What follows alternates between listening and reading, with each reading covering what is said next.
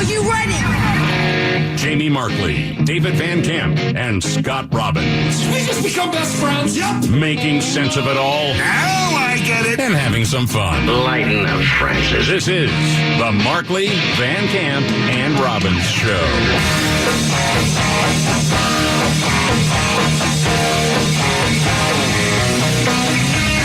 All right, let's do it.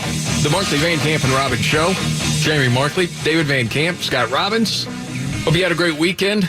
I think for a lot of people, there was hope about the future of America over 4th of July. I really do mean that.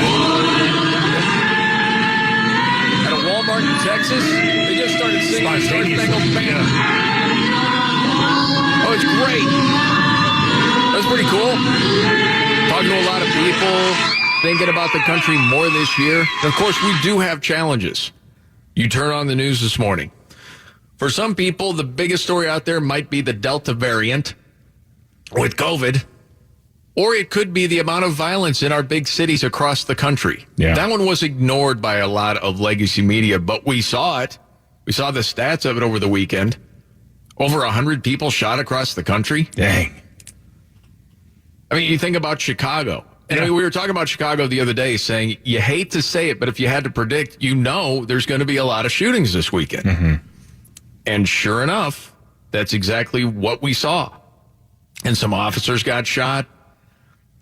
But people still refuse, on the left anyway, to acknowledge this is because of left-wing policies that all of this is happening. They just refuse. Yeah, I mean, I don't know. I've heard in no uncertain terms from the mayor of Chicago that violent crime is down. And That's a lie. From Alexandria Ocasio-Cortez that it's a bunch of hysteria being whipped up about people getting shot. No, that's actually happening, and it was bad out there over the weekend. Well, they had less sufficient resources deployed to manage the crowds and ensure public safety. That is what the Chicago Police Department told Chicago CBS affiliate. As maybe you heard, there were hundreds of young people and Chicago police officers flooding the Loop area on the 4th, clashing at times as fireworks exploded in the densely populated areas. And, it's like dumpsters burning. It was a literal dumpster fire. Well, a lot of people got the message last year that you can riot, you can loot, you can create mayhem, and the cops aren't going to be able to do anything about it. No, they're not. And it's very frustrating that they can't do their jobs. That's one thing that has to be tackled. And it's one of the reasons that Biden's approval numbers are really going down because of crime. And they realize that. They're going to try to turn that message around. But so far, when the Democrats are trying to say, well, it's the Republicans that are trying to defund the police. That's It doesn't appear that anyone's buying that when it comes to the polling. The mayor of Chicago is blaming Indiana's lax gun laws for the shootings that are going. It's crazy. Yes. Got to do something about guns. Yeah, they're going to Wisconsin and Indiana, getting all their guns and bringing it back in and shooting each other. You need to do something about the gang violence. Of We course all you do. know this. Yes. And they just will not tackle that or even admit that that's the problem. Now, there was another ransom attack. Yeah, massive ransomware attack. Somewhere in the ballpark of 1,500 companies have been hit, and hackers are demanding $70 million in Bitcoin to unlock what they've done. And in these troubled times, I have to say it's great to know that we have a president who is completely not senile. Sharp as a tack, this guy. This is what Joe Biden, again, who is not senile, had to say about it while he was getting ice cream again. Oh, boy. The fact is that the director of the intelligence community can give me a deep dive on what's happened, and I'll know better tomorrow. And if it is either with the knowledge of and or a consequence of Russia, then I told Putin we will respond. And you did tell him already, sir? Well, they just met. Yeah. That's a lot of respect. We just met. Yeah. And boom, then a few weeks, another ransomware attack. No, I haven't called because we're not certain. The initial thinking was it was not the Russian government, but we're not sure yet. So. Okay. This might be. Seems to be a pattern there. What does Putin have on Biden? I bet there's a P tape. Well, at this point, I don't know if it's what's he have on Biden, what's he have on Hunter. Yeah. That's the biggest problem for Joe, it seems like right now, among other things. Yes. You still have everything from that laptop out there. And I know legacy media doesn't seem to care about it, but there's going to be more that comes out of that. At the same time, I don't know if you guys saw the poll, that the majority of Americans believe that it's not Joe running the show and calling the shots. I mean, we've talked about this a few times. Like, do you really think Joe is in on making decisions, or is he kind of told what to do? And the majority of Americans think that it's others, not Biden, calling the shots. Like over 50%, like 56%. Well, it has to be. Yeah. I mean, the guy, there is part of me that hopes that he's not the one actually calling the shots, because half the time he doesn't even remember where he is. See, I don't know what's worse. Because if he knew where he was half the time, and I mean, you think about a Democrat from the 90s, seems like a Republican right now. Oh, yeah. How far that party's changed. If he could just tap into old Joe from like 94, I'll take that over the AOC part of the party. Or the Kamala Harris, the far left. Well, we need to stop pretending Joe's running anything. Joe's not running anything. What is it, 31% of Democrat voters do not believe that Biden is fully executing the duties of his office. Well, he's not. No, what? But for a lot of Democratic voters, especially far left, they didn't care. They just wanted someone in there to further the agenda. It wasn't so much Biden. It was like whoever can get in there and get Orange Man out. So it didn't matter. But then it's well over 83% of Republican voters do not believe that he's executing the duties. I mean, all you have to do is look at what's going on. Yeah. I can't imagine you'd think, oh, absolutely, he's on top of everything. I mean, unless it's going out and getting an ice cream cone. No, it's amazing paying attention to some of the news coverage, and especially from like network television. They were promoting him getting chocolate chip ice cream over anything else. That's amazing. It was crazy. It's like, yeah, this is Joe Biden's favorite ice cream. We just had that story like 2 weeks ago, guys. Come on. By the way, the Muppets aren't actually doing it either. Somebody's controlling them, in case you were wondering. So did you have the same feeling that I did, just from either watching a little bit of news, talking to people, seeing the reaction of the 4th of July, that there is a renewed sort of we got to fight for this country sort of feeling that's out there, or not so much? Yeah, I think so. I think it was that, or just a whole lot of people tired of a lot of the nonsense that goes on. You know, even people who are more liberal, who are my friends, they were just kind of like, yeah, I don't want to talk about it.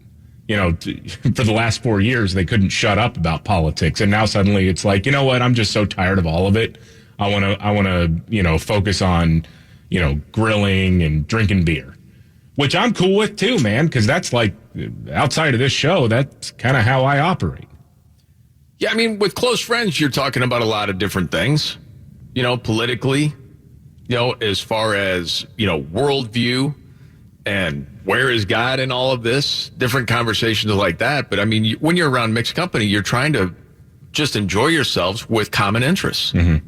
It's the way we've usually ran as a country, but it's so polarized and still is that it's been this way for like 6 years now. But I think even people that maybe are not far left, but lean left, look at someone like Maxine Waters and what she tweeted out over the weekend that, what'd she say? July 4th. So the Declaration of Independence says all men are created equal. Equal to what? What men? Only white men? Like, hold on a second, Maxine. You know what's happened over the last, well over 100 years, 150 years. Okay? What have you done, Maxine, to make lives better for poor black people? Because if I'm just to look at that, and how you've enriched those lives and made those lives better, you're a colossal freaking failure. An absolute failure. Well, you've done pretty well in that congressional salary. You yourself nice big have done gated very community well. You live in, nice big house, yeah. So what have you been doing all these years? You've done great. She's 120. I mean, you've had plenty of time. Right. And I think, seriously, a lot of people look at someone like that and go, that's just race hustling. That is what it is. And we probably need to knock that off because we're not getting any further as a country. And it's not helping anyone in the black community or black and brown people. It's not helping at all. So we're better off to ignore these people. I thought it was pretty cool what George Foreman did. George Foreman? Yes, did anyone see the tweet? I did not, no. It ended up making news, and I saw it. I'm like, this is pretty cool. So he tweets out a picture of him at the 1968 Olympics with the flag behind him, and he's feeling proud. And what the tweet said was, for about 54 years, people have asked me not to keep saying, I love America. Well, I do, and I'm not ashamed. Don't leave it. Love it. Happy 4th of July. And he had said before, the greatest day of my life was when I put on my colors representing the United States in the Olympics. I love the United States for that reason. They don't strive. Or part of that sentence was cut off. I love the United States. People that don't, it's for a reason. They don't strive. And I'm paraphrasing. They've been brought up by people that weren't patriotic and did not, point them in the right direction. But think about how far we've come as a country and the opportunities that people didn't used to have, and how many people want to come to this country. And I'm hearing that more and more, and I think that's good. And really, only in America could a former heavyweight champion make more money selling grills than he ever did fighting. Are you kidding me? That's a great story in and of itself. That's a great story. Yes, it is. Love that. Oh, there's a lot to get to today. Oh, there's a problem at ESPN with wokeness. And there's leaked audio. We'll get to that and much more coming up right here. Jamie Markley, David Van Camp, Scott Robbins. I don't know if you heard this story. It's kind of interesting. Over to ESPN, Rachel Nichols. She's been on the network for a long, long time, especially with the NBA. There was some leaked audio from Rachel Nichols suggesting that she was passed over a particular gig because she's white. She said that? Yes, she did. Oh, boy. So, apparently Yahoo broke this story. This was a private conversation with longtime LeBron James advisor, Adam Midolson. I'm probably butchering his name. But it was accidentally recorded when Rachel Nichols forgot to turn off her video camera. And she's talking about Maria Taylor, who right now is trying to get paid a huge sum of money from ESPN. And she is a person of color. And apparently knows basketball, but she got the gig that Rachel Nichols felt like she should have had. Okay? I think it was hosting, like the NBA finals. Instead of being like a sideline reporter or, that sort of thing. Countdown host. A better gig. And this is the part that got leaked. I don't know what their next move is, but they are feeling pressure because of all of that. And feeling pressure to have diversity is what she's getting at. I'm trying to figure out how to just, my thing is that I wish Maria Taylor all the success in the world. She covers football, she covers basketball. If you need... Can you understand her okay, or do I need to spell out everything she says? Might need to translate a little bit. I'm losing some of it. Okay. Maria's very good. She wishes her all the best. She can do basketball, and she does football. So do you give her more things to do because you're feeling pressure about your crappy one-time record on diversity, which, by the way, I myself know personally from the female side of it? Okay. Yeah. If you need to give her more things to do because you're feeling pressure about your crappy long-time record on diversity, which, by the way, I know personally from being from the female side of it, and she's saying, go for it. But as you will hear her say, find it somewhere else. You're not going to find it from me or taking my thing away. Go for it. Just, find it somewhere else. You're not going to find it with me. He said to me, hey, instead of hosting the NBA... Yeah. Instead of hosting, this, why don't you do this? And she says, no, I'm not going to do that. That's sort of like taking my gig. You can't say that. No. Uh-oh. She's done. Now, did she get fired? I don't know. I don't know. She's already apologized. Yeah, I know, but you know, and I know that apologies don't matter. Yeah, I don't know. I mean, there's a lot of groveling going on right now. Not just between Rachel Nichols, but the other guy, LeBron's rep. because he had made another statement talking about how he is exhausted with activism. Okay? I don't know if you heard that. He still work for Bronny? Yes, and he has already apologized. He did. That he's been a PR advisor to LeBron for more than a decade. He has apologized. Well, he's done a great job with the PR on LeBron. Yeah, fantastic. Just a real meeting of the brain trust there, right? Yeah, no kidding. Do you want to hear? You want to hear that guy's apology? Yes. Oh, dude. It was rooted in privilege, what I said, and I am sincerely sorry. I shouldn't have said it or even thought it. I want to support these movements and know that the people have to continue to check my privilege and work. I have to check my privilege and work to be a better ally. And Rachel Nichols has walked it back, saying that Maria Taylor's great and she deserves what she gets. And I was way out of line to say what I said. And I'm checking myself. I'm paraphrasing. There's always Fox Sports. You know, you can speak your mind a little bit better there because that's the thing. You know, was she passed over? It's possible. Some people have quotas. Yeah. There has to be a diversity quota. Well, and I think that's the real danger of that sort of quota system. Instead of just saying the best person for the job, and it may be that Maria Taylor was the best for the job. I don't know. I wasn't in on those meetings, obviously. But that's always going to be in the back of people's minds. Was I passed over? And this works the other way too. You know, was I passed over just for the color of my skin? Right. So it's interesting because Jalen Rose had just gotten in trouble for calling Kevin Love token. And when he apologized, he didn't really apologize. No. I still don't think he should have made it. I'll do whatever. I don't want to, sully my mom or the game. I don't know what that meant. But I'm sorry that I broke up that I just thought it was a token pick because we got to have one white guy. We were too scared to send an all-black team. Although we just did it in 2016 and several times before then. So the whole race thing just goes on and on and on, it seems. Now, the U.S. military, David, literally did what? Snuck out the back door? Yeah, so U.S. and NATO troops are leaving Afghanistan, and particularly they're leaving Bagram Airfield. Air base, I should say. But now we're getting details of how this happened. This is from the Associated Press news director for Pakistan and Afghanistan, Kathy Gannon. She says the base's new commander told her he only found out U.S. troops had left about 2 hours after it had happened. They shut off the electricity. They programmed it to turn off 20 minutes after they left. No one knew they had gone. Wow. So they're like, all of a sudden, half the base is in the dark. We don't know what's going on. You got people going in and stealing crap. And they're like, where'd the U.S. guys go? And it's like, oh, yeah, we left. Don't call us. We'll call you.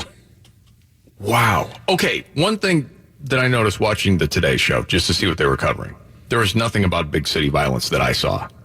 But it was big about this story and Afghanistan and the people there fighting against the Taliban.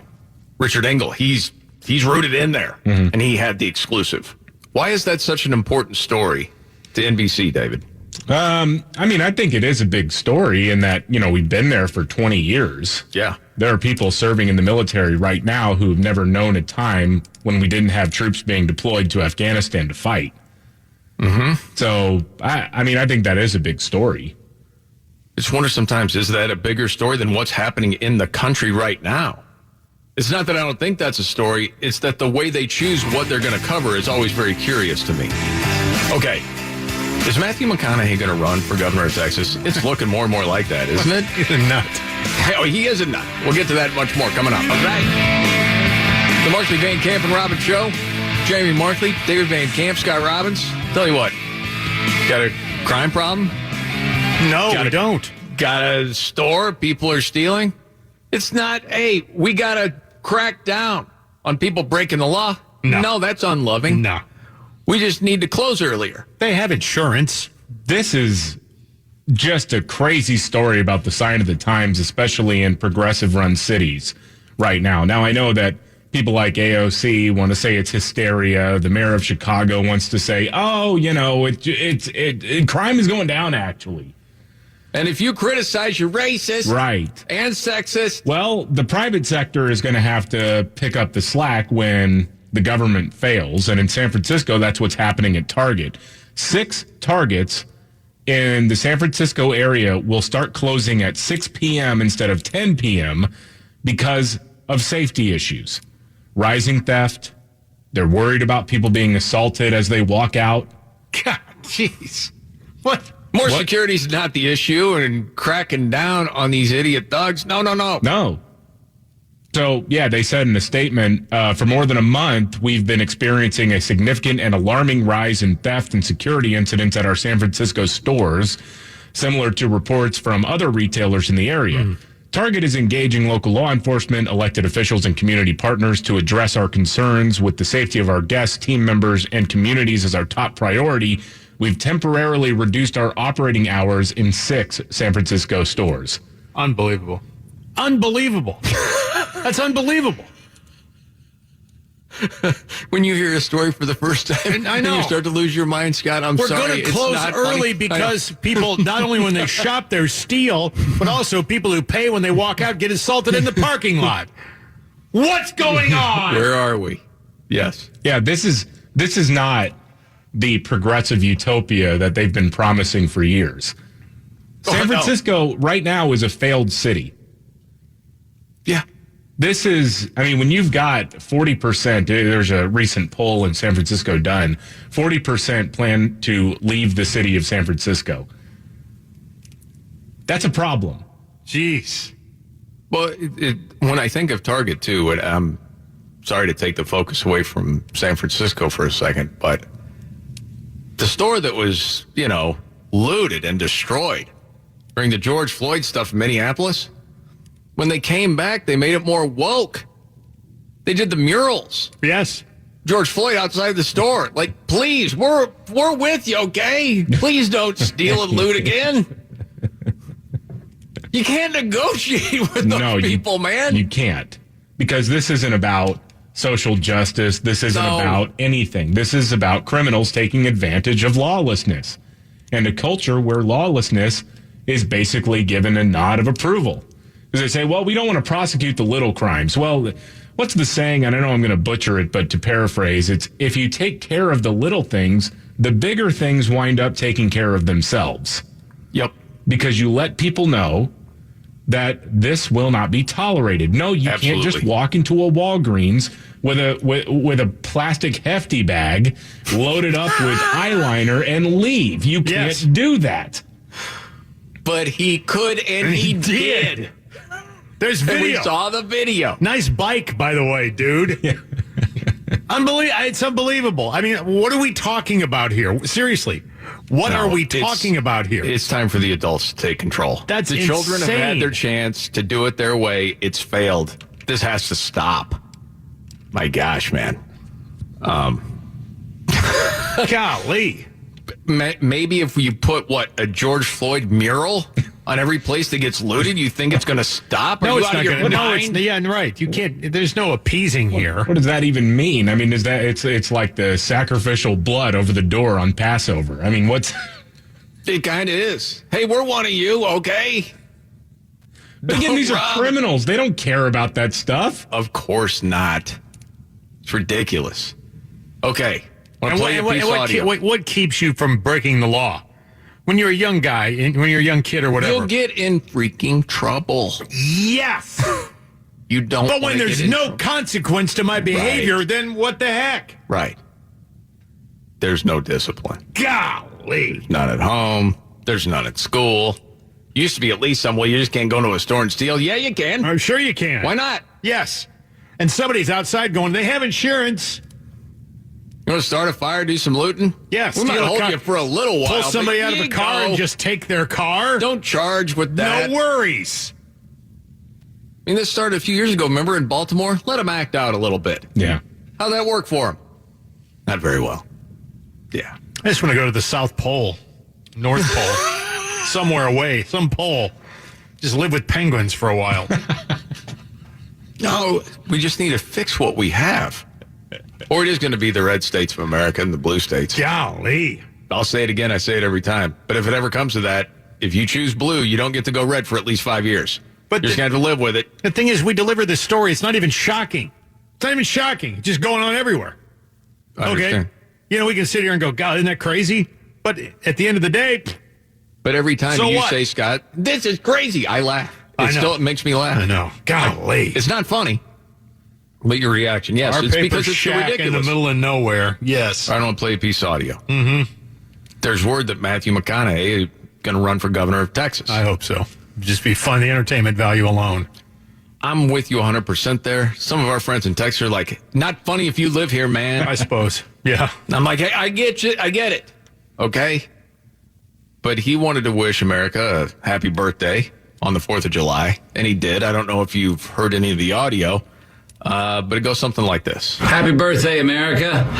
Yes, indeed, as we celebrate our independence today, as we celebrate our birth as a nation, a day that kickstarted a revolution to gain our sovereignty. Let's admit that this last year's trip around the sun was also another head scratcher. But let's also remember that we are babies. As a country, we're basically going through puberty in comparison to other countries' timelines. Well, yeah, California's got acne going on. I mean, New York's voice is cracking. We're very young as a country. Starting to get hair on Florida. A little bit. I mean, yeah, because they're the ones standing up for themselves. Right.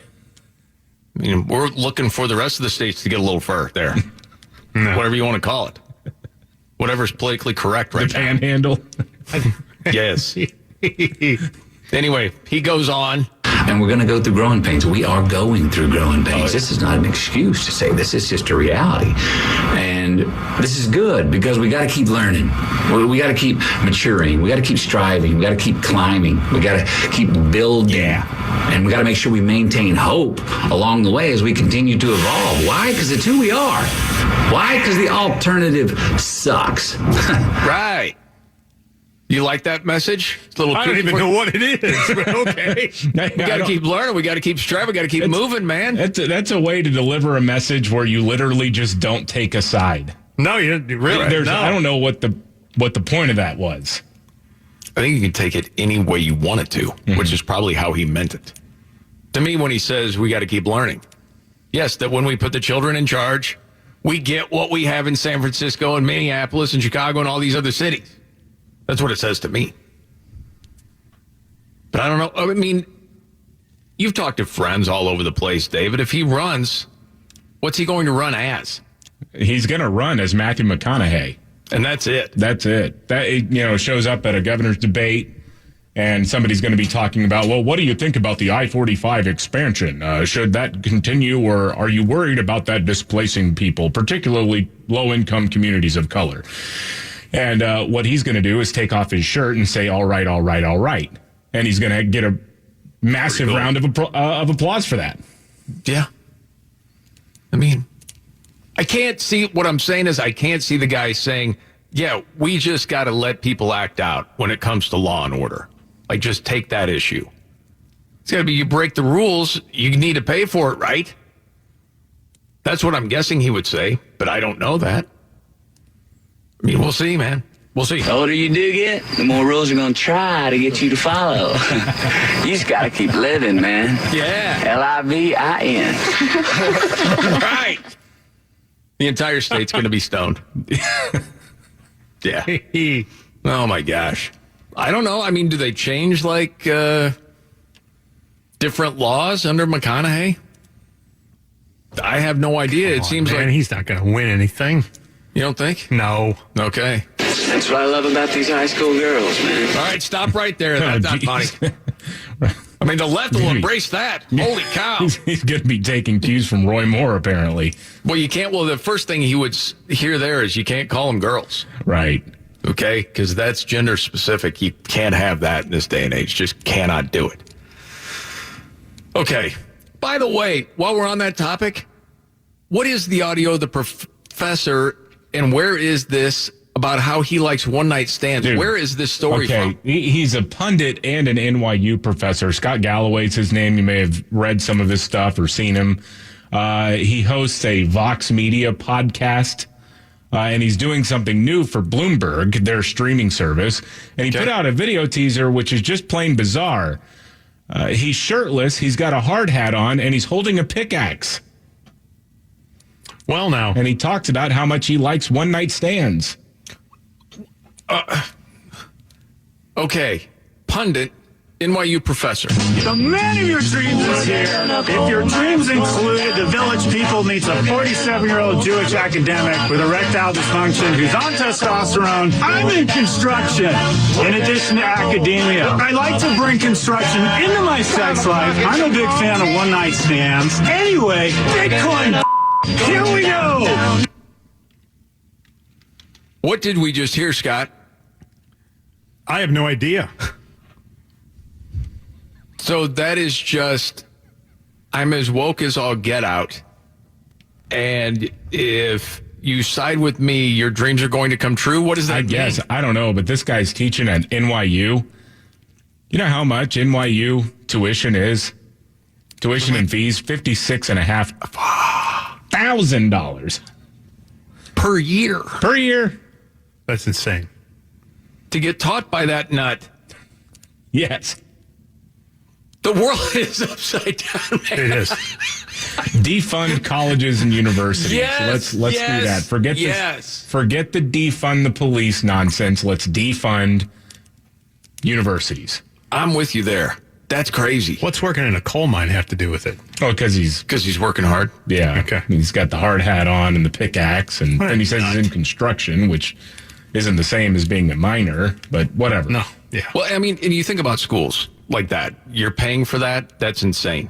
Did you see where the nation's largest teachers union said, we're going to teach critical race theory? I mean, we don't call it critical race theory. See, that's the thing, man. That they're going to say they don't. But that's what it is. Exactly, that's what it is. In all 50 states, 14,000 school districts. How many people that have the means are just going to go somewhere else? No, lots. They're already doing it. After Rona, they started doing it. Because this thing, man, it's been going on for a while, but it feels like now people are woke up to it. Like they really know what's going on. And that's why you see so many parents at school board meetings, and it's going to get really hot and heavy late in the summer and into the fall. Yeah. Because you feel like you're fighting for the soul of the school. Well, it's so amazing to see that was the NEA, right? It's really interesting to see this type of resolution passed by this group, this type of commitment, because what are we told all the time by the people who are in favor of critical race theory being taught in schools? Well, it's an obscure concept that's taught in law schools. It's not being taught in public schools. That's what they always say. That's what they always say. Except it's not true. Out. Right. And now it's turned around, and their big line is, so many of these parents don't want us to teach about slavery. Right. That is bullcrap. Absolute BS. No, it's teaching history, but not from the way you define it with the 1619 Project, and that if you're born black, that you're just a victim and almost hopeless. And if you're white, well, you're an oppressor. It's just the way it is. No, it's evil. If you look into it at all, be a lot of people really fighting back on that. I would say this. I did see a video over the weekend that if you feel like, my gosh, where's the hope at right now? When people that have been indoctrinated into the far left all of a sudden get some morsels of truth and they start to really think about it, they actually come around. There's a great example of this. We'll get to that much more coming up right here. The Markley, Van Camp, and Robbins Show. Jamie Markley, David Van Camp, Scott Robbins. This is a miracle. Story of the 16-year-old that fell, several stories, that collapse, that condo collapse. Yeah. Crews and Surfside are still digging through the rubble, and I mean, it's highly unlikely they'll find anybody else who's still alive after that condo collapse. Now, one story, though, of survival involved a 16-year-old named Devin Gonzalez. She lived with her parents on the 9th floor. She and her mom survived the collapse. They were found on the 5th floor. Wow. They fell all the way down that length. She broke her leg. Her mom was responsive, but is undergoing several surgeries. Her dad, though, sadly is still missing. Her sister wasn't in the building when it fell. Now, they found her, and her initial reaction was to tell firefighters she had a major volleyball tournament coming up, and she had to compete. Yeah. Because, I mean, she was going through the trauma. She is a star volleyball player. Right. And then she talked to her coach while she was in the hospital and kept telling the coach, I'm sorry, I can't make it to this tournament. Can't make it to this tournament. I mean, it's just, it's a heartbreaking story, but it's a miracle that she and her mom survived that. It's other weird stuff that happens when you go through trauma like that. I mean, you say crazy stuff because in your mind it's totally rational when you say it. Right. Yeah. I mean, I can clearly remember being in the hospital and telling my doctors that I could just go to work and come back like the hospital's like a hotel. I remember. Like come back and you can just hook me back up again. Right. And everything. You were saying that through a trach. I know. To go do the radio show. I know, but that's how loopy you are. I know. Yeah. It's crazy. Yeah. Oh, I mentioned a little voice of hope. I saw a video over the weekend. It was a PragerU video of Amala Nobi. Sorry. She worked for her mom and their group, Far Left. Her dad left when she was 6. She was indoctrinated into everything far left, right? And she tells her story. And, well, this is part right here where she's... When I was 17 years old, I graduated high school. I started working for the same organization that my mother works at and started teaching all different sorts of socialist ideology and feminism and critical race theory before I even knew it was critical race theory. Okay, so not going to have time for the whole story, but this was like the first part of the wake-up call for her. She noticed she was unhappy all the time. I felt just generally unhappy in my life, and I didn't know why. And then every day I would go into work, and you would hear nothing but hate and hate and hate and hate, specifically from people who claim to be tolerant. A big part of what made me question it was going into work and hearing a lot of hate towards white people. And I'm half black, and I was raised by the white side of my family. So it was a hard thing to go into work every day and hear from all these different people of all different races, many of whom were white, that they hated white people and just crazy, blatantly racist things. So that was my initial call out, and I went to the VP and I said, I don't understand why you feel this way about white people. You have people at this organization who are white working with you. You know what they said? Not my job to make you feel better about your family. You should feel oppressed. How crazy is that? Markley, Van Camp, and Robbins. Only on FM News 101. KXL. Are you ready?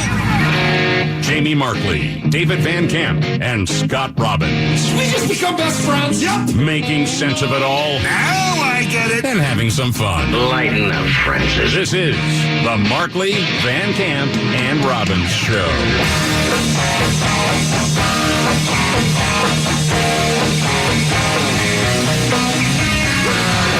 The Markley, Van Camp, and Robbins Show. Thank you for being here. Jamie Markley, David Van Camp. There's Scott Robbins. News update, David Van Camp. Well, what's going on? I don't know if you realize this. I'm sure you may have seen some of the news coverage surrounding this, but today is the 6-month anniversary of the single biggest attack against our democracy. In 150 years? 150 years, the insurrection, Yeah. So they did and it was planned for today, but they did a practice evacuation of the Capitol. Oh, gosh. To mark the 6-month anniversary of that terrible day where the QAnon shaman wandered in to these hallowed halls. Okay. Even spit the words so they're out. actually having some sort of drill to evacuate quickly? Yes. How's Jerry Nadler doing? Well, Quick and Nadler don't belong in the same sentence. No. He kind of waddles everywhere he goes. All right. I just saw this from Vice News, and we don't have to spend a lot of time on this, but it made me laugh out loud. From Vice News. Reporters who survived the Capitol riot are still struggling. What are we talking about? Some go back into the building. Several have sought therapy to deal with trauma. Many aren't sleeping well. The reporters who survived the insurrection are still covering Congress, but things don't feel normal, says Vice News. Has there ever been a bigger bunch of wussies you've ever heard about in your life? Go into the south side of Chicago and cover the weekend, and then tell me you have post-traumatic stress from January 6th. You got to be kidding me. I mean, the only shots fired were the ones that came from the cop who killed Ashley Babbitt. Yes, that's true. And I get it. If you're in the thick of it, yeah, I understand how you... It could have been scary. You would be frightened by it. I would be. I mean, you don't know what's going to happen, right? But now you're saying, you're in therapy because you survived the insurrection. Well, that's the thing. Okay. As you said, as we're watching it unfold, you don't know what's going to happen. Yeah. Especially with everything that's gone on in the last year, right? But now we know exactly, or at least to a large degree, what happened from the videos that have been released from footage inside the Capitol. Okay? And it was not this horrifying picture that was put out there. It was like cops talking with people and Chewbacca guy saying, hey, we got to be peaceful, okay? All right. It's nothing like what they described. And this whole therapy stuff, okay, everybody's different, but it's a bit much, isn't it? Yes, I think it is. To go on and on about? Well, there's a group of Congress people who have started a support group for one another. Oh, for God's sakes. Okay. You want to start a support group for, I don't know, people who live in neighborhoods or own a business or work at a business that was affected by the Black Lives Matter riots last summer? Because they actually lost everything, and you supported the people doing the torching. Right. Yes. It's like nothing close to reality with these people. That's amazing. And yes, the hunt is still on. I saw that news update. For the people, there have been 500 caught and have already pled guilty. But those that haven't been caught, they're still looking. And by the way, whatever happened with the pipe bombs outside the Republican and Democratic National Committee offices? Have we ever heard anything about that? I have not heard any updates. Not a word. And who planted the pipe bombs? Well, because that should be a big deal. Might go against a certain narrative that they're trying to, craft. Why don't we even know what they know? That's what I don't understand. I'm not trying to start a conspiracy, but that is really a question. That's a big deal in front of both Republican and Democratic. How long before that's a federal holiday? Oh, come on. In remembrance. No, they can't do that. Oh, they can do whatever they want. January 6th, the day off? It's a day of remembrance. Before 9/11? It's a day to take stock of your life. Oh, gosh. When all of our freedoms almost went up in flames? Right, yes. Gosh. As to not take your freedom, you have to take it seriously because we almost lost it that day. And, okay, I don't want to spend any more time. We need to take a day off. We need to congregate together. Yeah. And what was it? Morning Joe said something. Well, you have Republicans that won't even admit that this was an assault on our democracy. Right. Oh, jeez. Bunch of actors. Jeez. Okay. Fauci is saying maybe go the extra mile and mask up here. What does that mean, David? Well, if you live in an area with low vaccination rates, you might need to just go ahead and go the extra mile and mask up. So this is targeting what they're calling Trump states, right? Yes. Of course. Vaccines are not even as good as they are and highly effective. Nothing is 100%.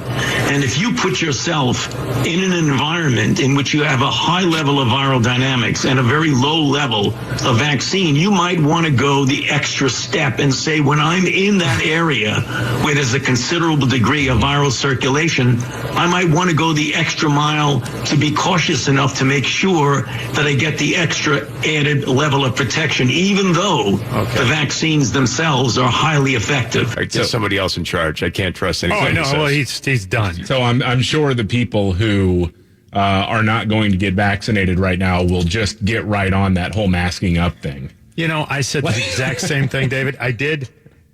This drives a wedge even further. First of all, I think we're looking at a population right now of unvaccinated people who are clearly not going to get it, have no interest in getting it. Nothing's going to change their mind, particularly you, Fauci. If anything, you drive them in the other direction.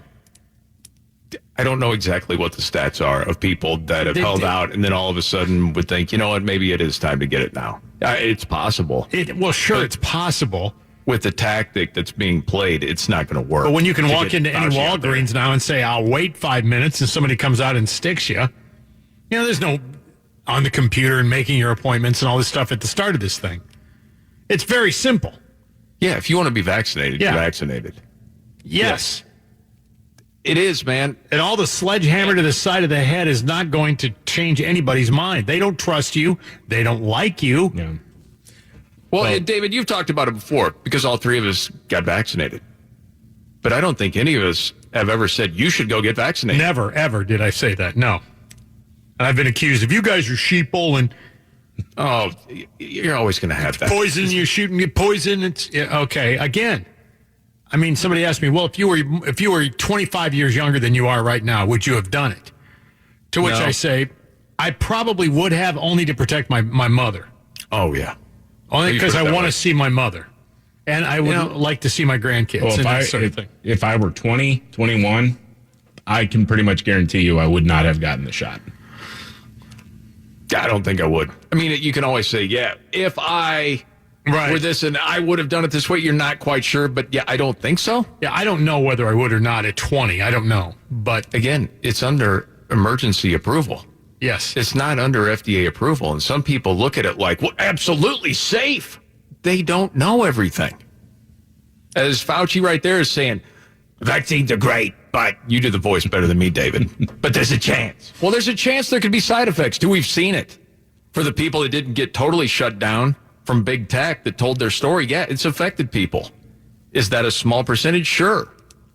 But it should be the person's choice whether they want to do it or not forced. Okay. Oh, gosh, I saw this today, and I had to bring it up for Robbins. Did you hear the story that Biden told the LA Dodgers when they came to visit the White House? Oh, my gosh. This is fantastic. Yes. Oh, the one he's told, I think if it's the same one, he's told this one before, and it's a complete lie. It's a complete fabrication. That in the second time he played in the congressional game, that he put one off the wall 368 feet away, almost hit a home run. Yeah. They go look up the records. He went 0 for 2. Yeah. It wasn't even the ballpark he was talking about. He wasn't even there at that ballpark because the game wasn't played there.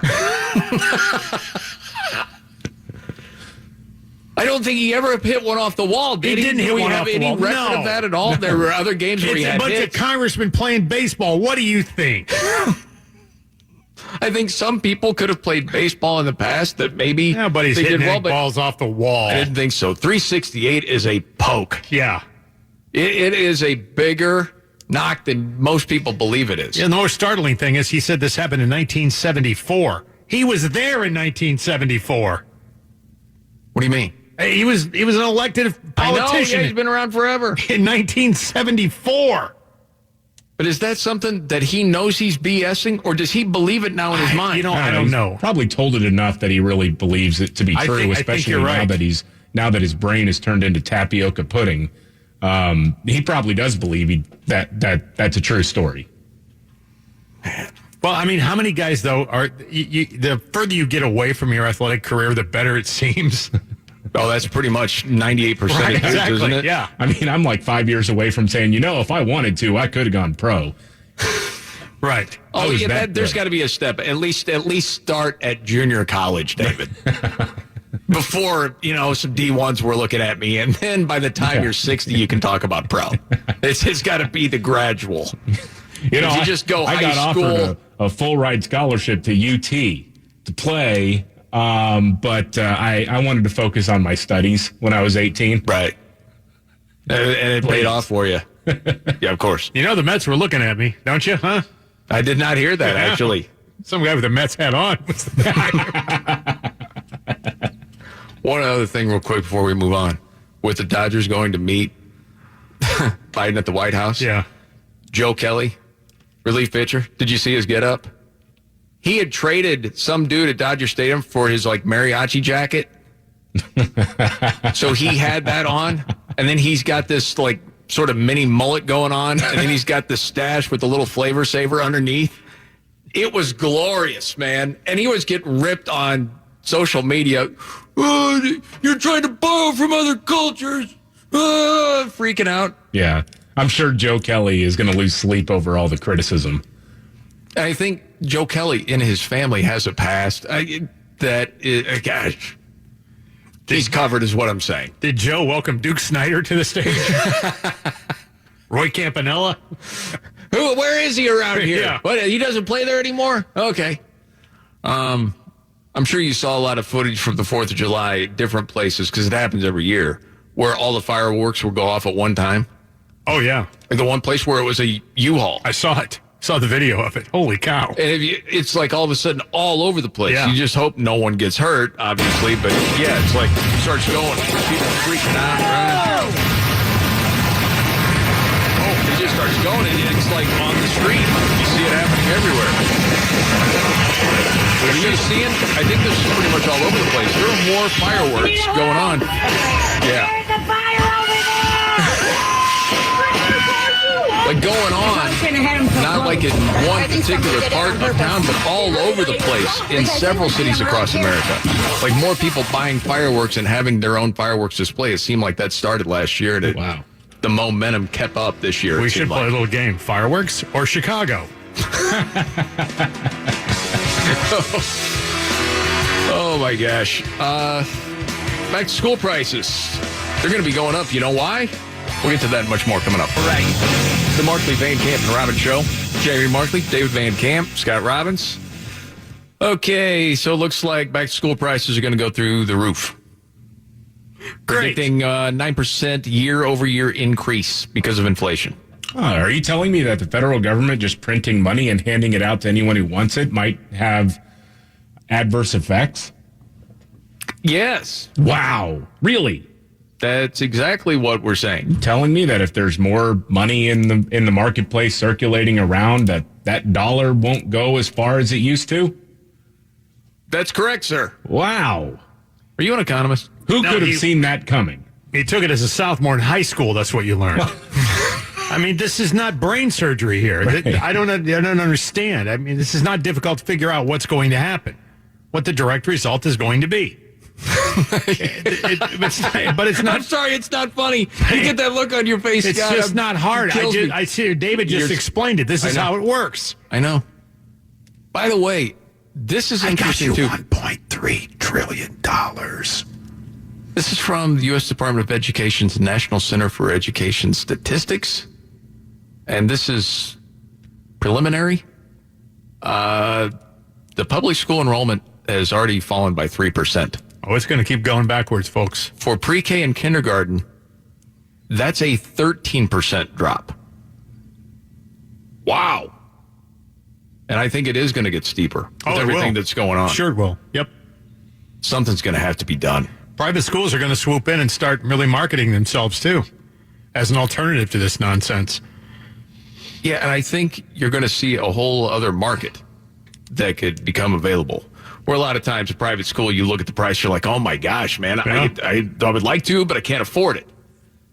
There will be another version that might be lower tiered for people that just want to get out of the indoctrination but can't afford the great private school. Because there's going to be a market for that. I think there is also an emerging market right now for teachers to basically go private on their own. And we saw this in the pandemic when you had basically pod teachers. I told the story about somebody in a school district who I know who got hired away from the school district because the parents got together. They put a bunch of money into a pot, basically, and they hired a teacher to pay her more than she was making at the public school district to teach, like, what was it, 8 or 9 kids? Because the schools were closed for in-person instruction. So they just put their money together and they hired somebody out. Right. I wonder if that's not going to become almost like a renaissance for neighborhood schools. I think you could be onto something there. Because, I mean, my kids are pretty much grown now. I got one with 2 years left of high school. But if they were back when it was like, 9, 6, and 3, and there was someone in the neighborhood that was going to be teaching, and we knew these people and knew that they would do a good job, oh my gosh, yes. Mm-hmm. Instead of so many public schools around the country, what they're going to be teaching? Yeah, absolutely. I think you're right, David. Okay, what's the story about Neiman Marcus? Well, it's meanwhile in San Francisco. Have you seen this video out of San Francisco? I haven't. This is crazy. There's a Neiman Marcus, and it was about to close. It's near the center of the city of San Francisco. About closing time at Neiman Marcus, and the outlet said, this is KTVU, display cases were smashed, items were taken out of the rack from inside the store before suspects fled. I mean, you're talking about a pretty big group of people who just walk into this high-end retailer, smash a bunch of stuff, grab a bunch of stuff, and leave. And they just do it. Then they can just get away with it. Well, it's just like what you saw last summer so many times, and people would say, well, how are you going to round everybody up? Well, there's video cameras. Yeah. But it doesn't seem like they want to. So you just go up, smash windows, grab what you want, and leave. And no one does anything. Yeah. I'm guessing we're going to see more of that. Why wouldn't you? There's no deterrent. Well, the question becomes, do you tip the employee that holds the door for you? Did they valet park? Yes, right. Doesn't exactly seem like the tipping type, but I don't want to stereotype here because that would be unloving. Right. It's insanity, man. People are going to move where there's law and order if they have the means. Absolutely. But we also know people that this affects most of the time, not upholding the law, are the people that are poor in terrible neighborhoods already. But the people on the far left that say they care so much about them and equity are hosing them. Mm-hmm. Oh, yeah. You wonder if they're ever going to figure that out, how this is actually working. I have no idea. But I know one thing, man. Biggest threat to our nation, white supremacy. You know that's right. I keep hearing this drum. Yeah. Well, did you see the white supremacist group that got scared off by a couple of dudes? Did you hear this story? No. Oh, you got to hear this. It's hilarious. We'll get to that. And much more coming up. Yeah. The Markley, Van Camp, and Robbins Show. Jamie Markley, David Van Camp, Scott Robbins. We all have challenges in our life. We have challenges, well, as a nation. The biggest threat, well, outside of climate change, of course, white supremacy. Oh, of course it is. Yeah. They're going into cities every weekend and killing people. That's what I've been told. That's what we keep hearing, yes. There are these white supremacist groups hiding in every corner of America, and how they are, in the words of Joe Biden and the Attorney General, the most lethal threat in America. And I feel like I have to say this every time. If you can root out any sort of extremist group, whether it's white supremacist, whether it's something like Antifa, whatever, you should. You have a duty to do that to keep people safe. But after last summer, I'm not so sure that the white supremacist groups are the ones we need to be really frightened of. And then the question always comes in. How many have they killed this year? I'm just curious. Right. So I was joking, none. saying they go into cities and kill people. Yeah, none. I'm not sure. Well, we finally saw one of these groups show up. It's kind of hard to see how this is a lethal threat, though. So it's like 150 people showed up. They're part of what's described, at least, as a white supremacist group marching in Philadelphia. This is what a local police official had to say about how this whole thing went. All right, roll it. They started engaging with citizens of Philadelphia who were none too happy about some of the things they were saying. Apparently, these males felt threatened, and at one point, somebody in their crowd threw a type of what we believe is a smoke bomb to cover their retreat, and they literally ran away from the people of Philadelphia. So this very lethal threat, storming the streets of Philadelphia, the first sign of trouble, they throw a smoke bomb so they can run away. One of them actually hurt themselves because he was trying to get into the back of a U-Haul they rented or some sort of moving truck, and he tripped and fell and hit his head on the door as it came down. I mean, it's like the Three Stooges mixed with a bad magician act, right? It's like, abracadabra, poof, I'm gone. The most lethal threat in America. It's not gang violence.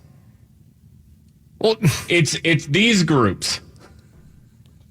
Who believes that? Who really believes that? Well, I suppose the people that never see any, conservative media or independent media. If it's only left media, which most of it is, I suppose you would believe that. What do you just the not authorities read? Have said that. Not read or listen to anything? Pretty much. I mean, how could that be? Oh, it happens all the time. Okay, take just average citizen, 37 years old, say a kid or two, got a job, wake up in the morning, just try to get out of the house, get the kid where they need to go. You go to your job, You pick up the kid, you go home, you got to get dinner together. There's whatever else going on. You may not have a whole lot of time. You might have time for a little news in the morning, maybe a little at night, but then it's all depressing. So you just put on Netflix. That's a lot of people that do that. So you walk around thinking that white supremacy is, in fact, the greatest threat to America. Oh, yeah. Because that's what they were told. I mean, I think that's also the same reason why the whole both sides very fine people hoax was allowed to stand and still does stand. Yeah. Because, you take a little snippet, and the media does this, and they work in concert with liberal politicians to craft this type of narrative. You know, you never hear the part where Trump, in that moment, explicitly said, I'm not talking about white supremacists and neo-Nazis because they should be condemned totally. They never hear that part, even though it's only a few seconds after the very fine people on both sides comment was made after Charlottesville. So, and they ran with that all the way up till the election. Yes. Oh, yeah. And media members did too. And so if you are that person who maybe consumes 10 minutes, let's say, of media a day, news media a day, that's your impression that Donald Trump in 2017 called neo-Nazis very fine people. And that's why you might believe that January 6th was the greatest assault on our democracy in 150 years. I mean, and not everyone buys that, but there are some people that do. Yeah, I know. Meanwhile, a black militant group was involved in a standoff with police. Where was that at? This was in Massachusetts. It's a heavily armed group called Rise of the Moors. They actually put this out on social media. They had a standoff with Massachusetts State Police, which eventually ended with 11 people being arrested. It started on Saturday morning. Police stopped to help out 2 disabled vehicles and found that the group was armed with long guns and handguns and dressed in tactical gear. The Boston Globe is reporting that the standoff lasted several hours, or about 2.5 hours, I guess. Now, aside from the group's name, police did not provide details about their motivations, but they were on their way to Maine for training, heavily armed. Wow. So are we concerned with all militia groups or no? Just the pot-bellied white guys? I don't know. I didn't see the picture to know that they were all pot-bellied. That might be unfair to the ones in shape. I hadn't even heard of the group before. And I tried to look up something, and it was like, well, they know martial arts. Okay, like it was supposed to be the ones in Philly? Yes, the white supremacists. That they were very well versed in martial arts. And I'm thinking to myself, okay, but usually gun beats that. It's like you're just trying to make it as threatening as possible. When they have those big white supremacy tryout camps. Is there such a thing? They can only take so many. Yeah, they definitely don't have black belts, though. Right. Okay. And the minor league white supremacists have to light dumpsters on fire and stuff. Meanwhile, I happened to see this story, and I don't know if you have followed along.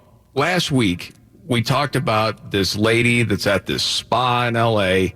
She's there with her daughter, and a transgendered woman, which means a biological male, comes through just, with it hanging out. Sure.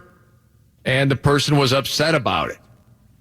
Well, since that time, they've had different things going on in front of that spa. It's called We Spa, Wilshire Boulevard, California, in L.A. And so now different people are coming out with their story. And there was a lady that came out with a story about in January 2020 that a person with a beard, I'm just reading from the story, a person with a beard and penis got into the hot tub naked with her 6-year-old daughter at this spa. And the woman was very disturbed by that. Jeez. Yeah, that's a problem. So we were just uncomfortable. I was trying to block my daughter from seeing the penis on the person with the 5 o'clock shadow who was not trying to look like a woman at all.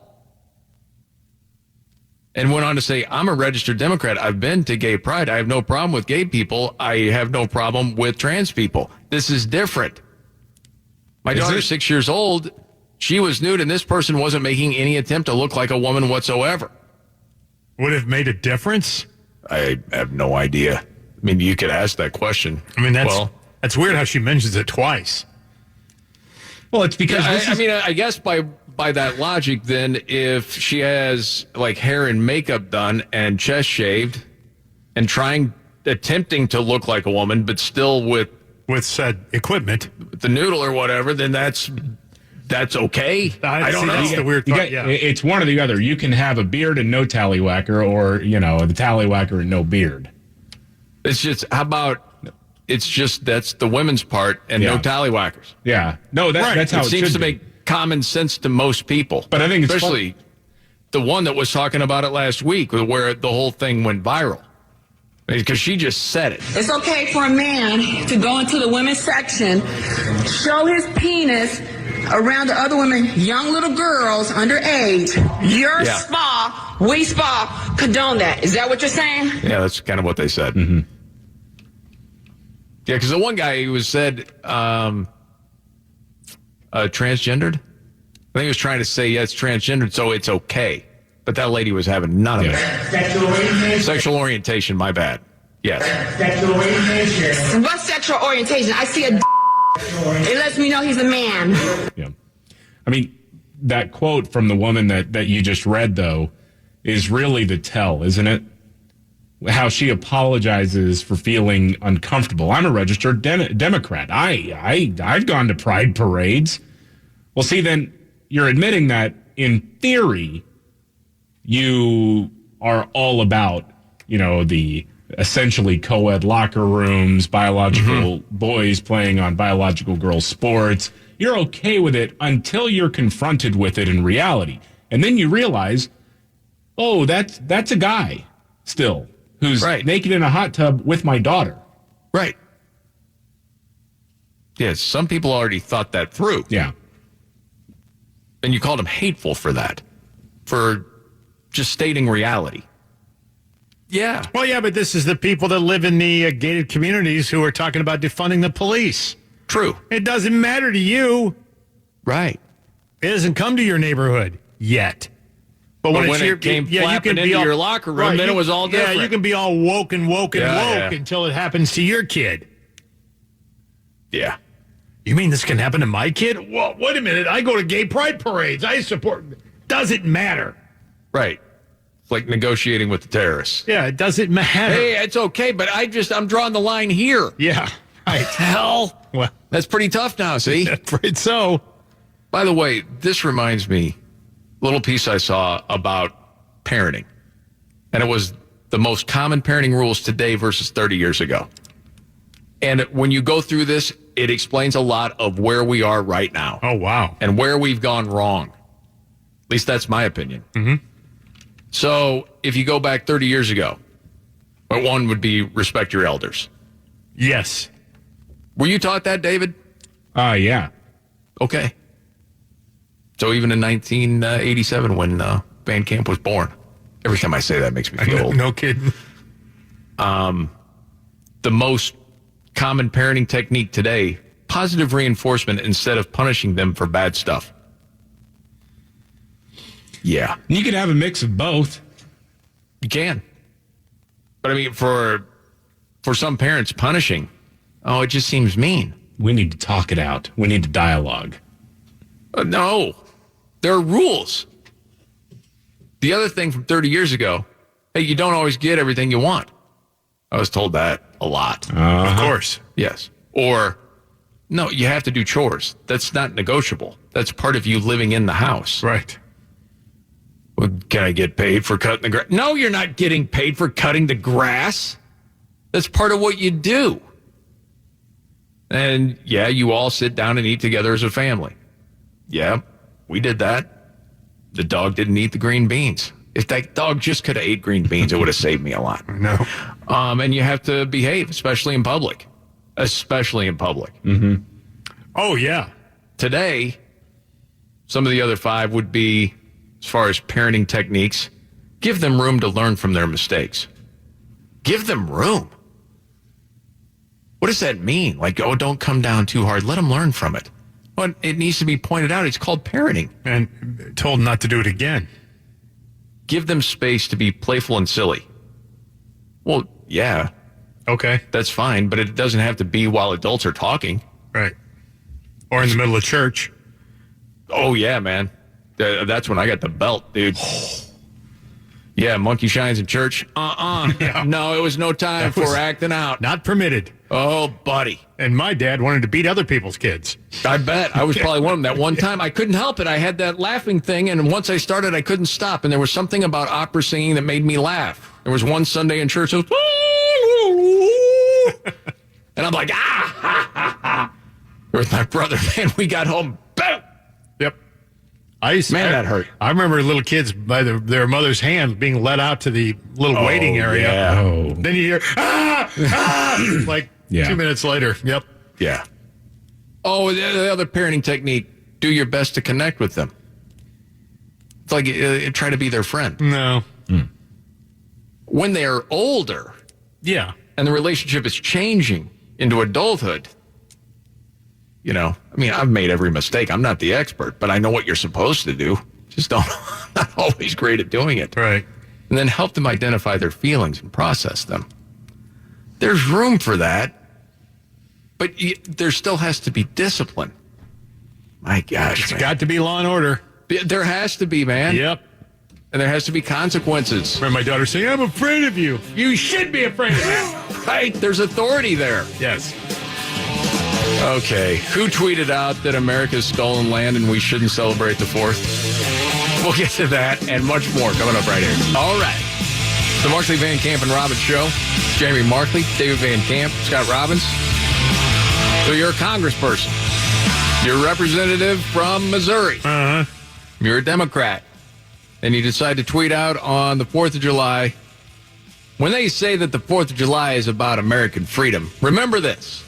The freedom they're referring to is for white people. This land is stolen land, and black people still aren't free. Cori Bush at your service. Jeez. What a horrible person. That's absolutely horrible. Black people still aren't free? Aren't free. Okay. What does that mean? I don't know. Just accepted? I don't know. Senator Ted Cruz weighed in. Good. Somebody had to. About her divisive lies, hateful, divisive lies. The left hates America. Believe them when they tell you this. Got a point there. That used to sound nutty, but the more time goes by, the more I start to believe it's true. I mean, it's like you're recognizing they don't really hate America. growth? Nobody really hates America, right? And They do. Like it. They do. I think You're because right. there are a lot of people who have gone through certain college programs, for example, and depending on where you live, maybe your public school education experience was this way, that you are taught that America is nothing more than its faults. That those are the defining characteristics of America. Slavery is the defining characteristic of America, which is just not true. I still wonder this. We've talked about it before. What is the country we're supposed to emulate? Who are we supposed to be more like? I mean, recognizing the whole history of the United States, and parts of it are very ugly, but we've come a long way.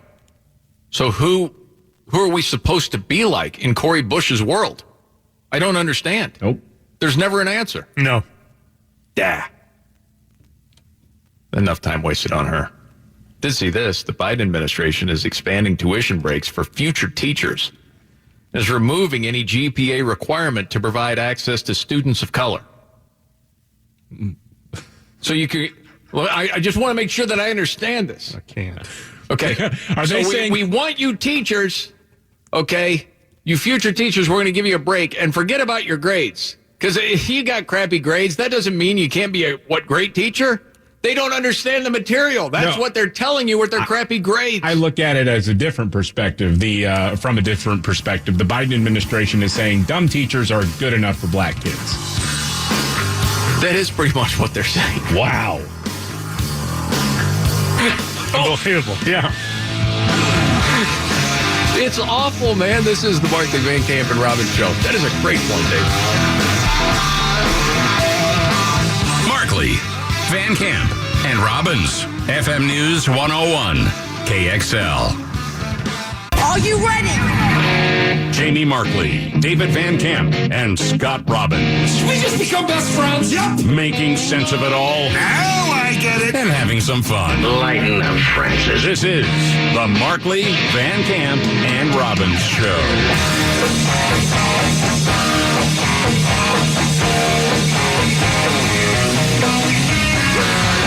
The Markley, Van Camp, and Robbins Show.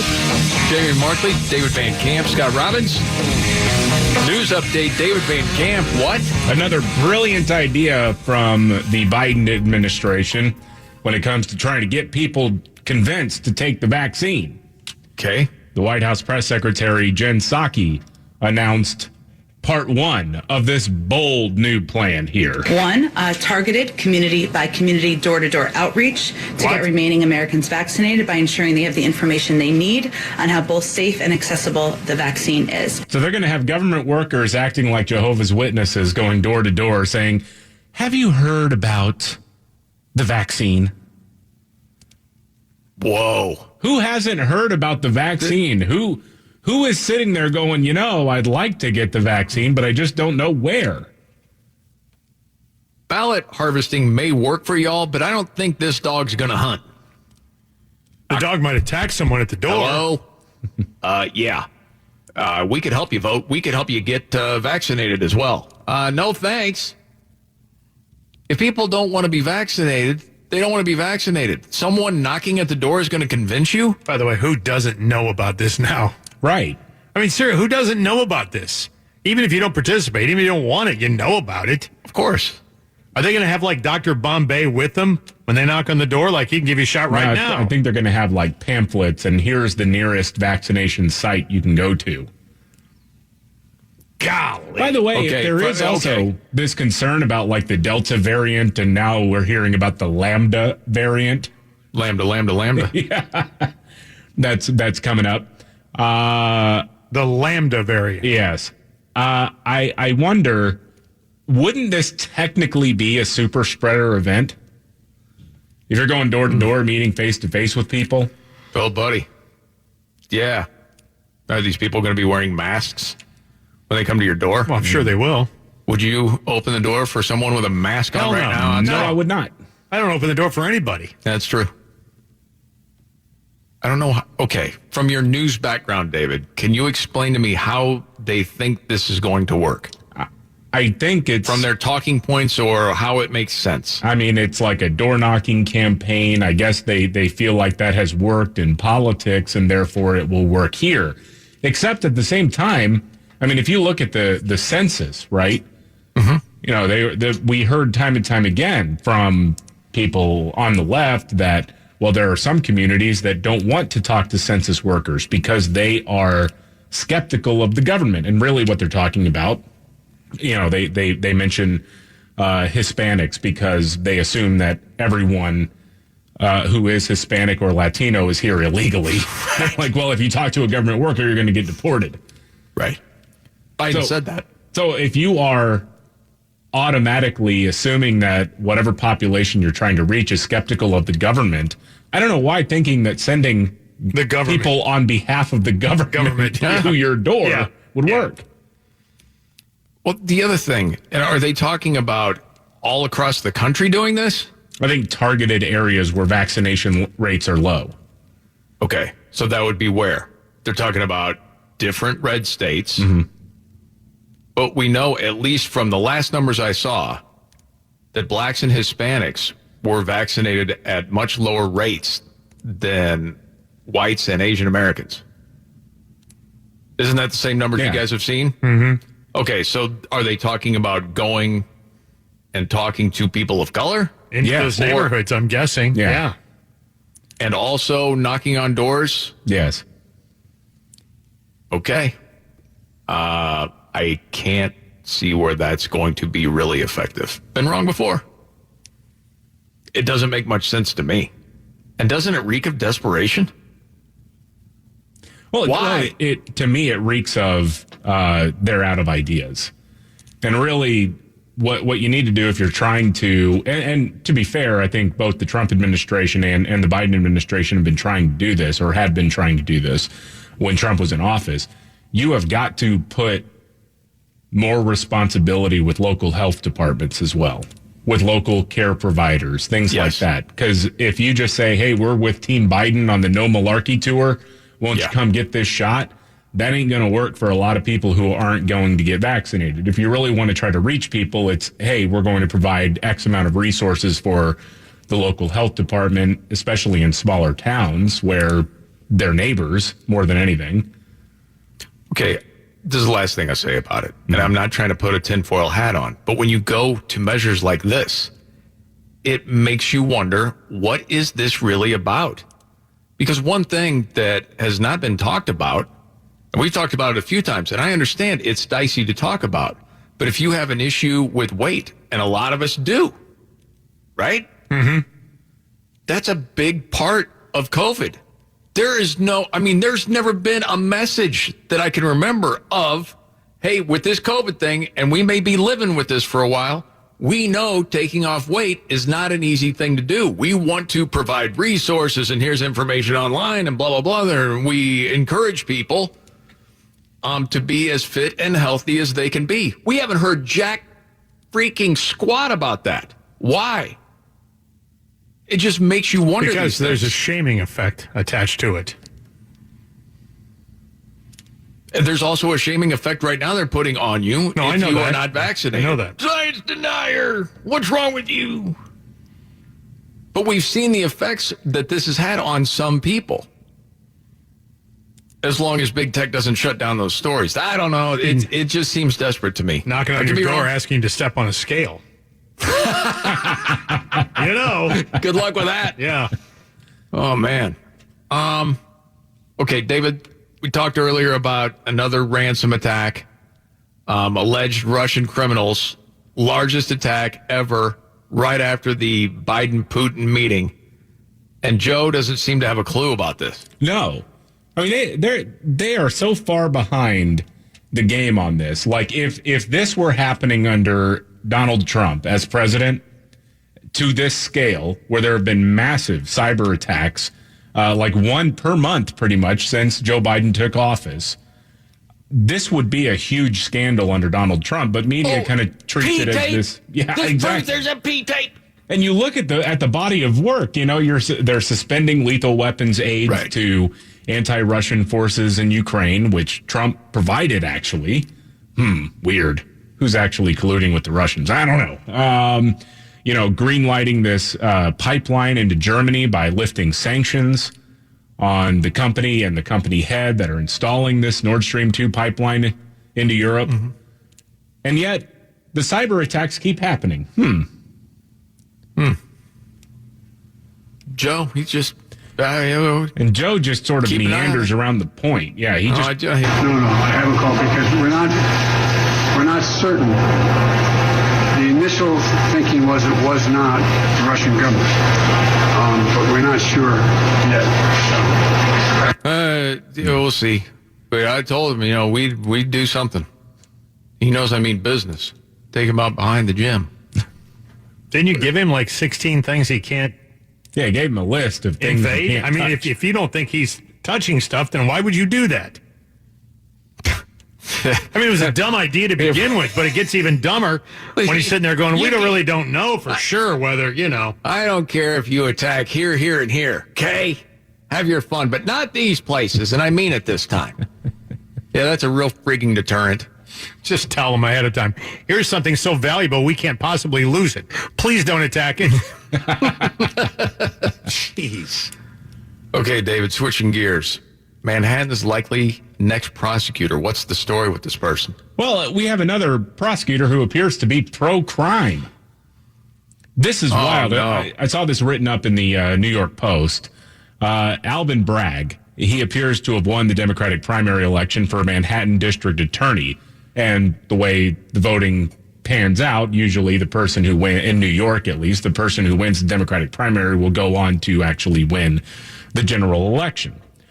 Now, the writer of this piece acknowledges that this guy's biography is impressive, but because he's been a prosecutor at the state and federal level, but there is a lack of experience of the day-to-day grind that a DA will go through. But then also, he will immediately begin de-prosecuting certain offenses, refusing to punish violations of duly enacted criminal laws. Resisting arrest. I'm not going to prosecute that. Trespassing. No worry about that. Fare evasion. You're hopping turnstiles. No, that's all right. Marijuana possession. No big deal. Driving with a suspended license and any traffic violation. We're going to scale down the scope of our prosecutions there. That's his idea. This doesn't work.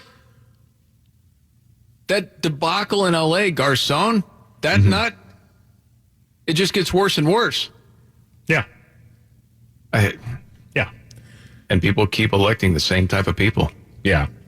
It's amazing. I guess until everyone's gone and you just have to deal with the problems and they come to your backyard. Is that when you start voting different? Man. That usually changes minds. Okay, I told you I had a bit of hope today. Yep. All right, I played a little bit of it earlier. I want to play another piece. I just happened to see this video. It was a PragerU video over the weekend. Her name is Amala Ekpunobi. She was a liberal growing up. Her mom and dad divorced when she was 6. Lived with her mom, who worked for far left organization. She started working there when she was 17. Her story is she noticed she was pretty much unhappy all the time and didn't understand, because she's half black, half white. All the people that she worked with hated white people. She's like, well, I've grown up around white people, a lot of nice white people. And then she started reading Thomas Sowell and listening to Larry Elder and started thinking about life a little bit differently. And now she speaks for conservative causes because she thinks people are being fed a big lie. And especially in school, kids are being indoctrinated to a certain way of thinking. And, I'll just pick it up where, afterwards, it was like a relief to her that people were not out to get her the way she had always been taught as a kid. And it was a big relief to realize that people were not out to get me. Grew up in a very conservative rural area. I was top of my class, valedictorian. I was surrounded by people who were white and conservative and never had any problems. But the ideology was so deep set in my mind that you couldn't have told me that there wasn't racism and patriarchy around me. So to realize that the systems and institutions in this country are actually founded to make me successful, that was such a big relief. It was one thing to feel deceived and tricked by the left, but it was another thing to get the relief that sort of comes along with conservatism and being able to know that you are fully accountable for how successful that you are. Bye-bye. It's like, wow, man. See, when people are actually given different ideas, the way to think about things, you often see that sort of stuff happen. And it's not like one movement's perfect, but where the far left is going is insane. Well, it's constant misery. Yeah. The way she frames that, I think, is perfect. You're always anxious. You're always thinking that every bad thing that happens to you is a systemic slight, right? It was built against you. Yes. And that's not a healthy way of living. And you live in a country that is awful, run by awful people, and it's always been awful, and it will always be awful unless we overthrow it. But I love the way she ended her piece. You are nobody's victim. And the people who are going to sit you down and try to convince you that you are the true people that are against you. They're not fighting for your progress. They're not fighting for you to be successful. They're not fighting for you to go anywhere in life, but to fall into this pit of nothingness where you are angry at the world. Be a thinker and truly look for truth rather than emotion. That's what I would say. I love that, man. Nice. Be a thinker. Yeah. Search for truth. Yes, you'll find it. God bless you. Love that. See, that gives you hope, doesn't it? Yes. Robbins came as close to smiling as I've seen in a while. I'm very hopeful right now. It was nice. Okay, we got a sad story about fireworks. How did this happen with this NHL goalie? We'll get to that much more coming up right here. The Van Camp and Robbins Show. Jeremy Markley, David Van Camp, Scott Robbins. We're still getting numbers in from the weekend. Shootings. What's the tally you got, David? Golly, it is awful. More than 180 people killed by gun violence nationwide. And in Chicago, what was it? 92 people were shot, 16 killed, 6 kids among the wounded. crime's going down, says the mayor of Chicago. Yep, crime's going down. That's what she said. Get your facts straight, is what she said. And any criticism toward her is racist and sexist. Well, not any. She said it was about 99%. So there's a 1% possibility that you're onto something if you criticize her. She did leave one thing off the woke scoreboard, though. What was that? She said it's racist and it's sexist, but she did not play the homophobic card. It was there. You could have played it. You always got to keep something up your sleeve. Yeah, that's what I'm thinking, too. Maybe you keep that one just in case you need it. The other two don't pan out as being true. Then you got to throw the other one on there. Okay, so I guess media will ignore that. Meanwhile, this NHL player, David. Oh, my God. This is just horrific. Oh, it is, yeah. His name is Matisse Kivlenieks. He's in the Columbus Blue Jackets system. He's a goalie. And, he died on Sunday night after an accident involving fireworks at a party. Jeez. Now, as I understand it, he's like hanging around a hot tub and people are firing off Roman candles or whatever. And one comes his way, hit him in the chest, and then he fell and hit his head. Because initially they thought it was something about hitting his head, but it wasn't. Yeah. From getting hit in the head. It was a fireworks mortar blast and chest trauma. Yeah, that's what square in the chest. Yeah. My gosh, man. I mean, you can see where it could happen. Well, you got hurt by a blast. Yeah. I mean, it wasn't directly to your chest or anything, but... No, we talked about it last year. We talked about it the other day. I mean it's easily done. It can happen. Well, yeah, I mean... The situation last year was there were canisters set up, Buddy's house, and then someone else brought an extra canister and thought it could set right next to the other ones that were like nailed in. Well, the one that was next to the ones nailed in then leaned and shot at, well, it was me and some other people. Me and my buddy Darren both got hit. And I got hit in the arm and part of my neck and part of my face, and I think I've said every time, thank God nobody was hurt. We were, because there were kids around and stuff. And yes, it's responsible adults. I can tell you there was no one like sloppy, drunk, hammered, there's fireworks. It wasn't anything like that. It was just one tipped over, and it can happen. It was more insane this year than I remember it being in prior years. I don't know if it's because of the exuberance of being the first one since COVID. I don't know. Oh, to me, it was a little crazier last year because there were no fireworks displays going on in towns. So people just did it themselves. Yeah, and there's still some of that more than in years past. But these dudes across the street from me were on the roof of one of the buildings. I live in a downtown thing. And it shook my building. Like 1 o'clock in the morning. I get up out of bed and I look outside and I see these guys on the roof. Open up the window. Hey! Hey! I'm coming down there right now, you jackass! And they look up and then they just exit. They go out this door and go down. That's it. Don't see them again. I hope that you never actually, once you yell at people, that they don't come toward you. I know, not... You're not quite as quick as you used to be. Yeah, I know, but I got a big voice, so that it does. I think I'm like a pit bull when I start yelling. Yeah. I understand. Like you don't want to know what's behind the door right now because I'm going to fight on it. Just saying, watch that. And it just shook the whole... My cats are freaking out. Yeah. Well, I mean, we get all the tragic tales out at one time, and then there was the amusement park in Iowa. Gosh. Oh, geez. The water ride. Yeah. I mean, we've all been on one of those rides at least once. Yep. You can picture it like a rapid river type ride where you're sitting in a big circle tube. Yep. And it tipped over. I mean, my gosh, man, it was just tested the day before. Gosh dang. All right, top 3 stories of the day. According to Mr. Scott Robbins, it's the trifecta, along with a news update. Coming up right here. All right. The Markley, Van Camp, and Robbins Show. Jeremy Markley, David Van Camp, Scott Robbins. Just curious for people that work at different companies.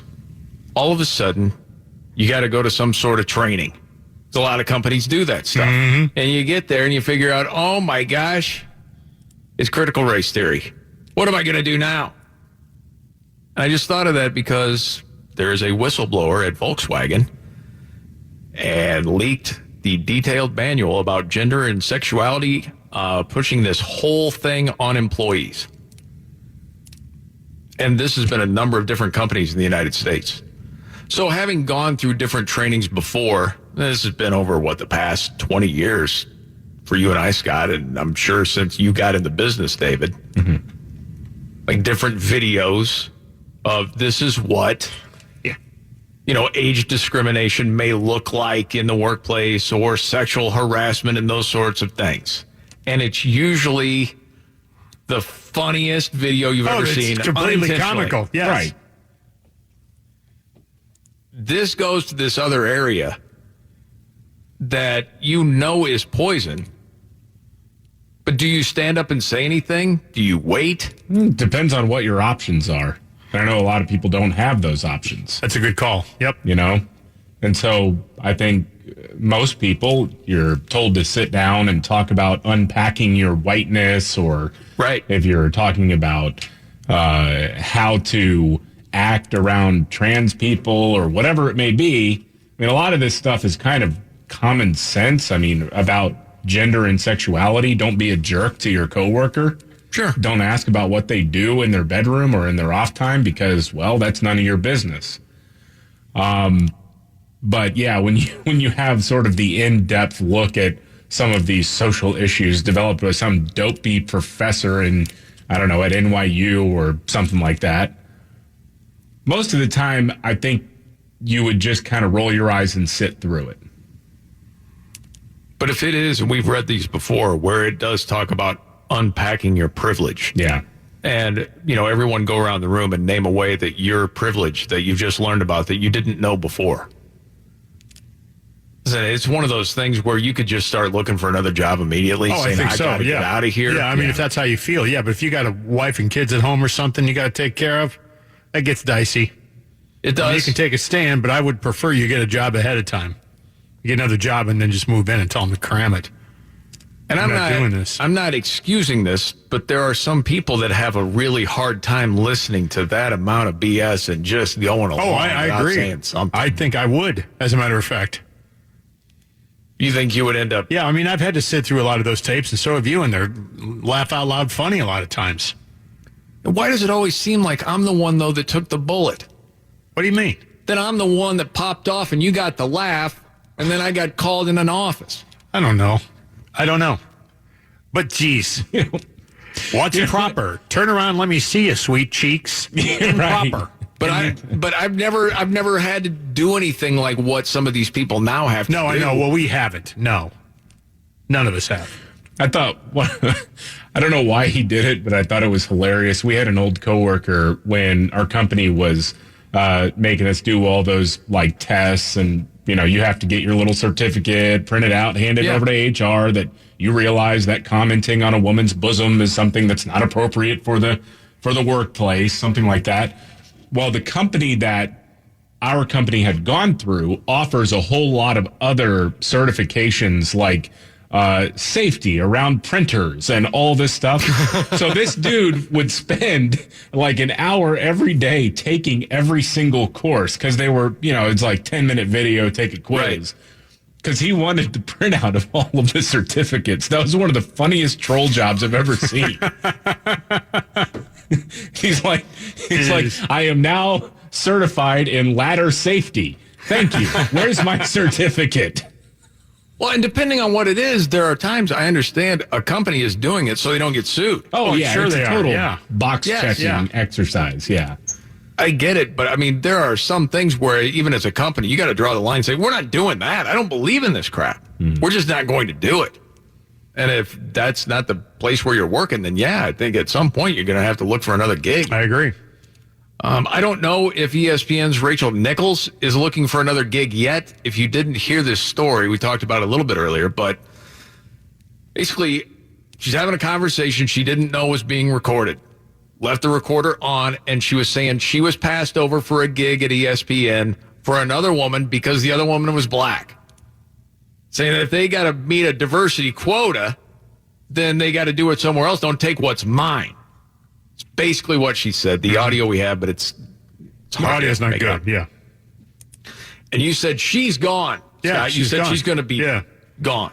Yeah, they'll demote her, and the next step is out the door. Well, she is not going to be a part of the NBA So Finals the demotion has broadcast. already started. Yes. We'll see what happens from there. I think she's pretty good, too, by the way. Now, are you saying that because she does an excellent job, or do you think she's easy on the eyes? What is it? Or is Yes. it okay. And if she would like someone to talk to, I'm open. HR is about to ask for their certificate back when it comes to sexual harassment. Scott, see, I'm going to back Scott here. He has, not a degree as a counselor, but he's got a good listening ear, David. Mm-hmm. And he's offering that. I think HR is taking your certificate back, too. I don't know that I ever got it. Rachel, if you'd like to call, it'd be totally discreet. I'm not taping anything. You know what it's time for? We got to get to? Yeah, you want to do it? The trifecta? Let's do it. You think you're ready to go? I got some you got three good big ones today. Let's do this. All right, roll it out. Are you ready? It's the three most important news stories of the day. It's the trifecta. Well, at least according to Scott Robbins. It's the trifecta on the Markley, Van Camp, and Robbins Show. So if there's three stories you need to know, according to Robbins, it's these three, right? In my opinion, yes. All right, what are they? I'm going to ask you a question. Okay. Both of you, ever spilled something on your pants out in public and you thought to yourself, man, looks like I peed myself, but my pants actually look cool now? You ever thought that to yourself? Hold on a second. What? You had me there for a second. I've spilled on my pants It before. looks like you peed on them. And do you ever step back and look in the mirror and go, that looks really cool? No, never. Well, there's a group of people that like that. Wet look, dry feel. What? There's a new company out there, Wet Pants Denim. Started by a 20-something Manhattanite. Wait a minute. Hold on. The company's products are 100% real. A reporter from a magazine ordered them, and sure enough, got them in the mail. And there is a stain on the pants, as you can clearly see. Oh, my gosh. They come that way, so it looks like you peed your pants. And apparently there is a market for that. The hand-stained jeans from Wet Pants Denim are individually made for each order. You can choose from blue denim with a dark blue splotch, light gray denim with a dark gray spot, or white with yellow dye for an extra drop of realism. Now, the pants themselves are $75 a pop. That includes shipping, of course. Or they can send in your own pants if you want, and they'll dye them strategically for you and send them back. So it's just you want people to look at that and think you peed your pants. Yes. Yeah, all I can think of is that scene from Billy Madison. Yeah. You remember that movie? Because one of the kids in the school that he was going to peed his pants on a field trip, and so he went over to a water well and splashed some water on his crotch to make it seem like he was doing something cool. You know, that peeing your pants was really cool. Hey, look, everybody. Billy peed his pants. Right. Of course I peed my pants. Everybody my age pees their pants. It's the coolest. And then all the other kids are getting on the bus, and they've all Well, it peed caught themselves. on, didn't it, huh? Yeah. Why? It's the biggest troll job ever. What dope is going to buy this? It has to be. That's the only thing that makes sense to me. There's a segment of the population out there who will. And if he gets enough of them, it doesn't matter. Okay. Makes